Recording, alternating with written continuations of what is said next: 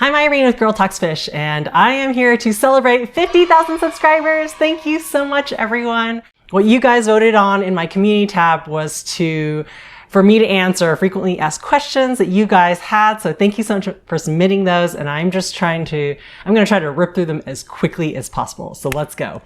Today, I'm going to be eating cereal, breakfast time, and it is K probiotics, berries, and peaches. Not sponsored, but I'm trying to be healthier. Not always Lucky Charms, right? All right, first question is, when did I first own fish and why am I drawn to this hobby? So probably like a lot of you, my first fish was a goldfish that I won as a carnival prize when I was, 6 years old. And they promptly died, of course, because they were kept in a bowl with nothing else. But realistically, a friend of mine wanted to give my son a betta fish because he was always staring at their glowfish tank. And I was like, let me do some research into that. And yeah, fast forward, I ended up getting it a bigger community tank and then going down the rabbit hole there and eventually started a YouTube channel. And I guess the reason why I like fish, because when I grew up, I always liked fuzzy, cute animals. Like I kept a lot of parakeets and hamsters, but I don't know, fish just seem really beautiful and elegant, and it's like you're creating a small slice of nature, like this underwater forest in your house. I just think they're really pretty, and it's a challenge too. The next question about my background is, what is my race? So I'm very happy to answer that question. I know some people get offended if you ask them like, where are you from? And they'll be like, Denver, when clearly that other person was asking, what race am I? So I am Chinese. Both my grandparents came from Shanghai. They ran over to Taiwan to escape the communists. My parents were born in Taiwan. There were no job opportunities there at the time for their field of study. So then they came over to the United States, got a master's degree here. And yeah, I was born in the United States. So I'm a full citizen and all that. Can I speak Chinese? I can. So the form of Mandarin I know is kind of the Taiwan version of it. Kind of like how British English and American English and Australian English are all, you can understand each other, but there's definitely words that are different and slang and that kind of thing. So I would say my Chinese probably has an American/Taiwanese accent to it.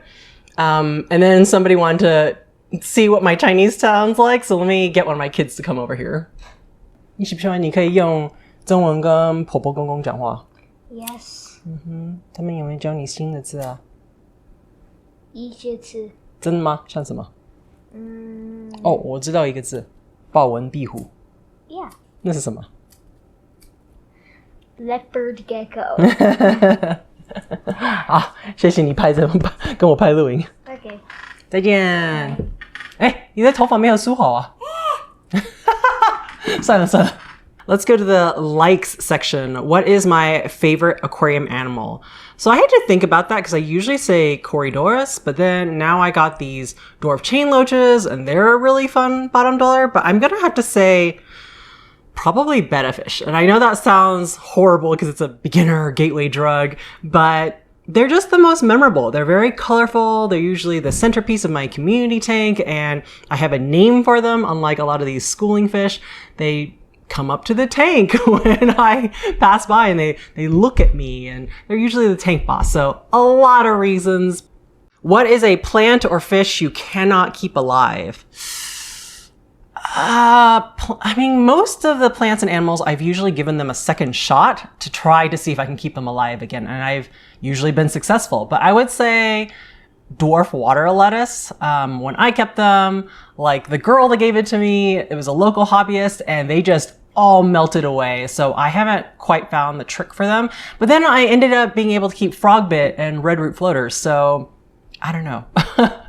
As for fish, I'd like to try pea puffers again. And this is a really sad story, but basically in the middle of the night, the pea puffer tank was in my bedroom and the water had evaporated too low. So the filter, it was an internal filter, was really, really loud and making splashing noises. So it was like 12:30 a.m. or something. It was dark. I didn't even bother to turn on the lights, but I was like, I'll just push that little internal filter down a little bit to stop the noise. And then tomorrow I'll add more water or do a water change. Well, the next morning I went in to look and I was like, where's my pea puffer? Like, it's the only fish in this tank. Yeah, when I pushed that internal filter down, I squished her between the wall and the filter. I had no idea she was sleeping there, so I would like another chance at that. Advice for people who think tank maintenance is a chore. Get fewer tanks. That's totally what I did. I had a planted betta tank in my bedroom, so it was a third, I guess maybe fourth tank, depending on how many I had at the time, and it just wasn't near any sinks, and it was kind of inconvenient. I had to use the bucket method, and eventually when it did spring a leak, I just never put it up again. And so a good medium for me is 2 glass tanks and then 1 quarantine hospital tank for new fish / experiments. Worst aquarium disaster. I would say the flooding incident, which I have a video about, where because I forgot to clean my hang-on back filter, it started leaking out the top of it. And mainly because that affected other members of my family. Like my husband was absolutely furious because the hardwood floor started buckling, and it got to the point where he was like, maybe we shouldn't keep aquariums anymore if we're gonna have this problem. But for me personally, probably early on in my hobby when all my fish died of columnaris, that was a rage quitter. That was I quit the hobby for 9 months kind of situation. But the good news was instead of doing fish, I did do axolotls and pick them up, and I wouldn't trade that experience for the world. They're amazing creatures. So I'm glad I got to keep them for a while.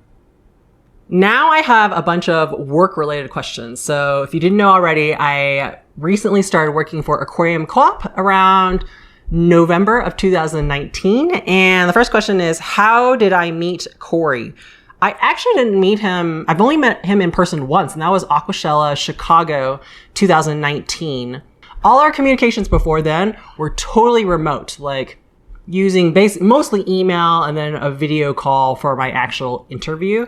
So yeah, again, you can watch the video over here on how I got my job at Aquarium Co-op. What do I do there? I am basically, my official title is content strategist, but I am a content creation machine. So any kind of marketing stuff, like all the blog articles, I've started making some YouTube videos. I market his YouTube videos that he makes. I've been working on website content, some social media promotion, that kind of thing. Yeah, that's what I do all day. So essentially I can work from home and work anywhere. Ooh, what hobbies do you like to do outside of fish keeping? I have actually a lot of other hobbies. You would think I don't have any time in the day for all of this, but I actually am part of a reading club, so I love reading. Every single month is a different genre. I love hiking and walking with my dog and family. And then recently I've started getting interested in nail polish. I know, so crazy. I have this, here, let me get it. I'll be right back. I got this giant nail polish box that has all the nail polishes organized, and I can put other stuff on the bottom. Super excited about it. Again, you'll never hear about it on this channel. Maybe on my A Gamer's Wife vlog channel that I very, very rarely post to. What is my plan for making money? I assume off my YouTube channel. Opening a fish store? No. I am not very entrepreneurial by nature. I think I'm more of a executor follower, and I will help someone like Cory, the visionary leader, accomplish their goals. Like, he has these plans to revolutionize the aquarium industry, and I'm like, I just want to make fun fish content. So I am very happy to have that kind of job stability of working for another company rather than venturing out and making my own company, because, you know, health benefits, 401k, those are all nice things to have. All right, let's talk about YouTube now. Why did I start a YouTube channel? Well, basically I was interested in video editing as a new hobby. So I asked my husband to get me some video editing software one Christmas.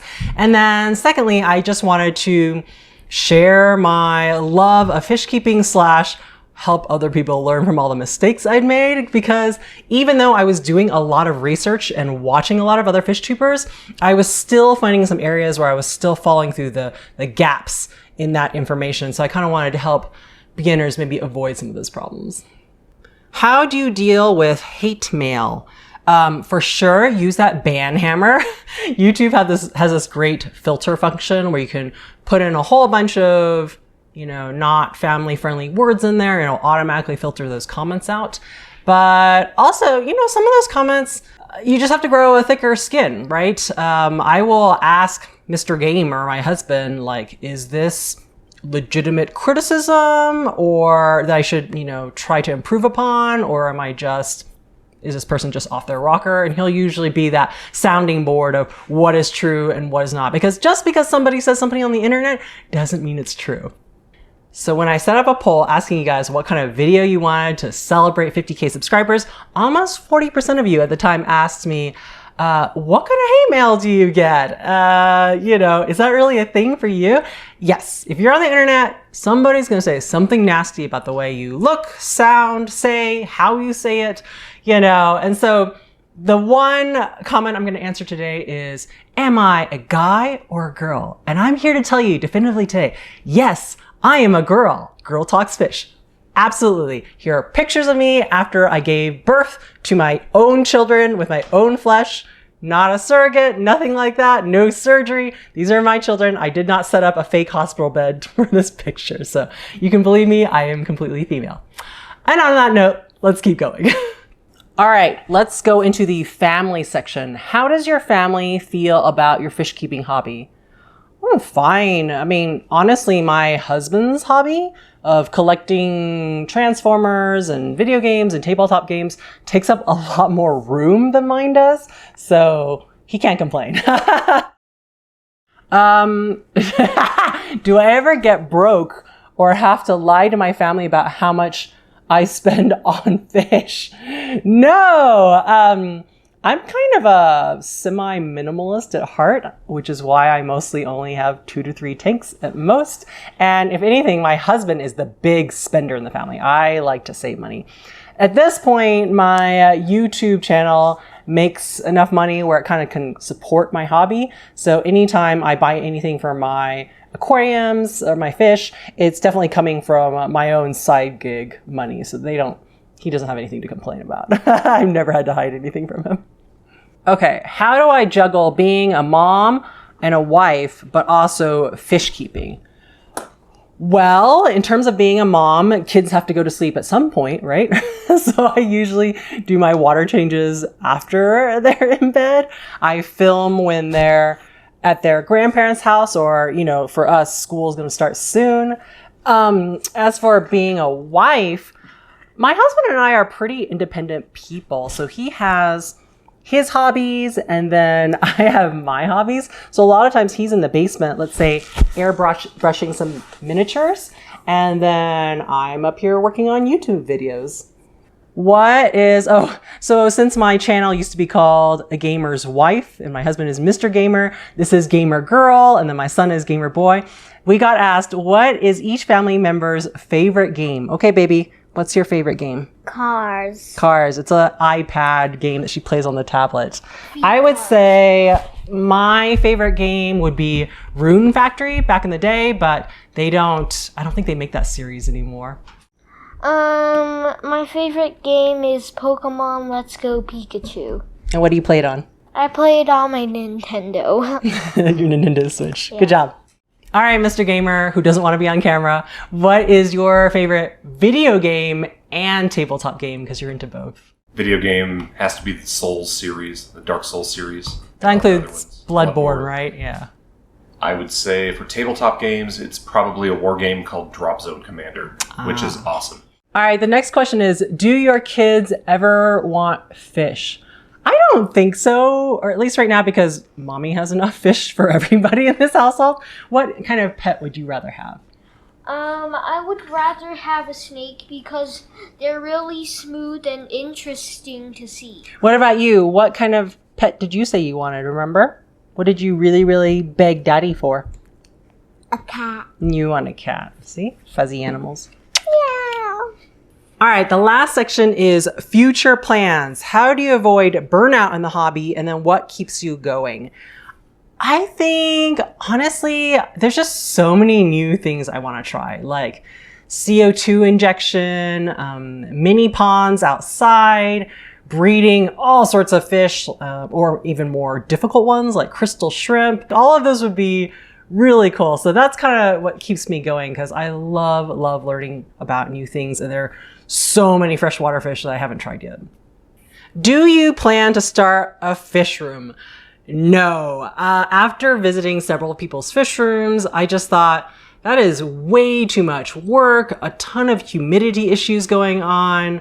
Yeah, I'm just a minimalist wannabe, so that's not the life for me. What is my next breeding project?